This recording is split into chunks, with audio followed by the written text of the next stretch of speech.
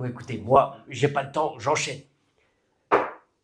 Cette intégrale-là, eh bien, on va distribuer l'intégrale pour calculer l'intégrale de lui et l'intégrale de lui. Puisqu'on sait que l'intégrale est une application linéaire entre deux espaces vectoriels, on va distribuer cette intégrale. C'est la linéarité de l'intégrale, en gros, qu'on va utiliser ici. Donc, c'est parti. Ça nous fait l'intégrale entre 0, pi sur 3 de 1 dx moins l'intégrale entre 0 et pi sur 3 de cos de 3x. Alors, cette intégrale n'est pas compliquée, elle est tout à fait accessible pour un élève niveau terminal, peut-être un peu moins d'ailleurs. Ici, vous sortez le 1. Alors, j'aime bien faire ça parce que c'est assez visuel, mais en réalité, pour ceux qui ont l'habitude, dx, le d, l'intégrale, ça s'en va. J'aime bien faire ça.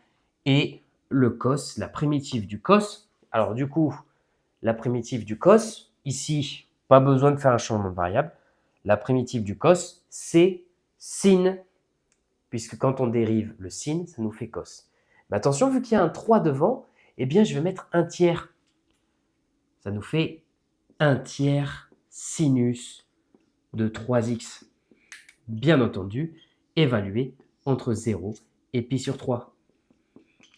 Et lui, c'est bien entendu x évalué entre 0 et pi sur 3 moins 1 tiers de sinus de 3x évalué entre 0 et pi sur 3.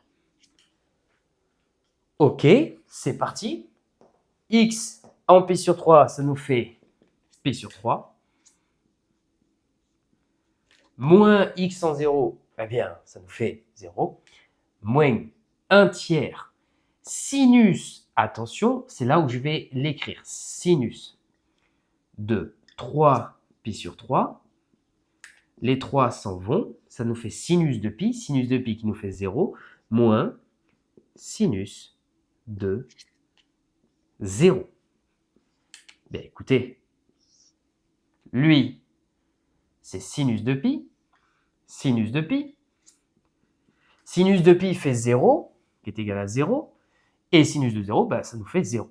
Donc, en réalité, tout cet animal, ça nous fait 0. Du coup, cette intégrale, c'est juste pi sur 3. Pi tiers pour les intimes.